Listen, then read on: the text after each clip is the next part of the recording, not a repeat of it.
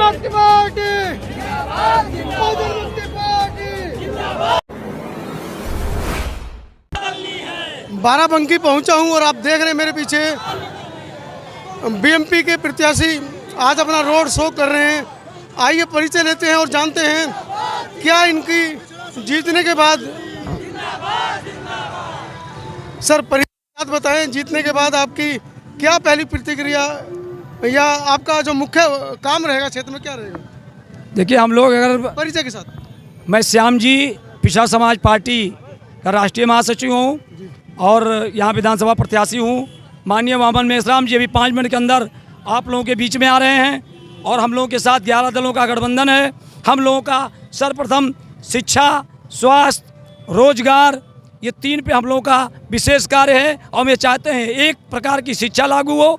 और क्योंकि जैसा हम लोगों का पिछड़ा समाज पार्टी का नाम है, जो भी आर्थिक रूप से पिछड़ा हुआ है, हिंदू, मुस्लिम, सिख, ईसाई, जिस भी जाति और धर्म मजहब का इसमें कोई मतलब नहीं है, वो हमारे सारे भाई हैं। एक समान शिक्षा की बात कर रहे हैं आप शिक्षा में राष्ट्रीयकरण की बात कर रहे हैं, लेकिन इसके ऊपर जमीनी स्तर पर आवाज़ नहीं उठाई जाती है। नहीं, जमीनी स्तर पे भी हम लोग आवाज़ उठा रहे हैं। अभी जैसे भारतीय जनता पार्टी के द्वारा कम से कम 3 साल में MBBS की सीट जहां OBC के द्वारा भरी जानी थी, 69,000 वैकेंसी में भारतीय जनता पार्टी के द्वारा OBC के साथ, अल्पसंख्यक के साथ, SC के साथ धोखा किया गया है। इसीलिए आज बहुजन मुक्ति मोर्चा और PSP पार्टी सारे लोग 11 दल गठबंधन होकर के भारतीय जनता पार्टी का या जो भी ऐसी राजनीतिक पार्टियां जो OBC, SC जो हम लोग मूल निवासी हैं, जो हम लोग को धोखा देने का काम किया है, हम लोग उनको जड़ से उखाड़ फेंकने का काम करेंगे। और आज हमारी पूरे उत्तर प्रदेश में 403 सीटों पे हम लोग गठबंधन के बैनर तले चुनाव लड़ रहे हैं और हम लोगों की 250-300 सीटें चुनाव जीत के हम लोग उत्तर प्रदेश में आने वाले हैं। तमाम राष्ट्रीय पार्टियों ने 400 प्लस अपने प्रत्याशी उतारे हैं। आपको कैसे लगता है कि आप सरकार बना रहे हैं?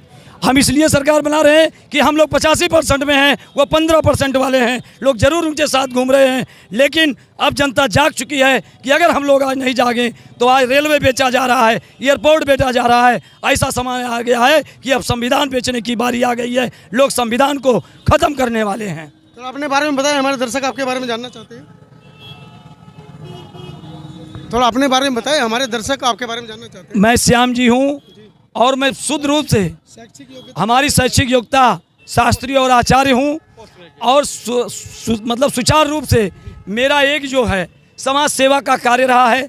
जहाँ जहाँ भी हम लोग अभी लखनऊ में कोई भी गरीब परिवार का निर्धन व्यक्ति है, हमारे समाज का हो चाहे किसी जात धर्म मजहब का हो, हम लोग उसके लिए रहना, खाना, सोना फ्री आपका व्यवस्था कराते रहते हैं। तो क्या क्षेत्र की मुख्य समस्या क्या है?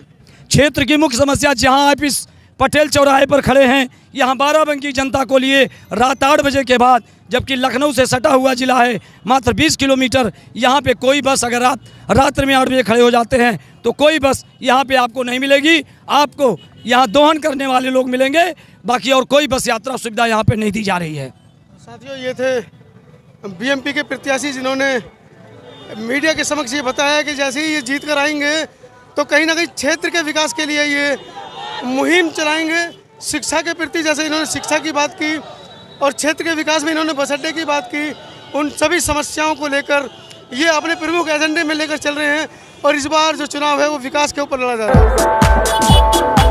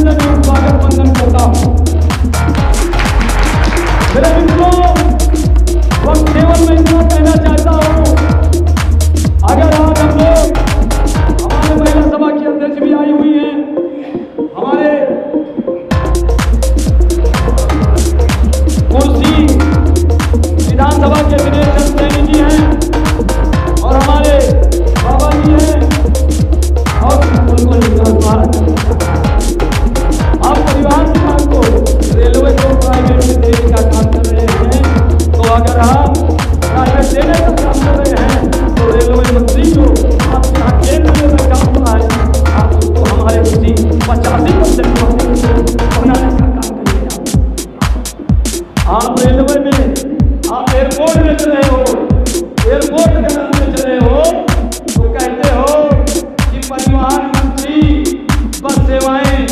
अभी आपको आते लोग, अभी आप लोगों को जानकारी होगी, अगर आपको बाराबंकी से लखनऊ जाना है तो उसका किराया कितना है? सरकारी बस का 26 रुपये, प्राइवेट में जाना है तो 20 रुपये।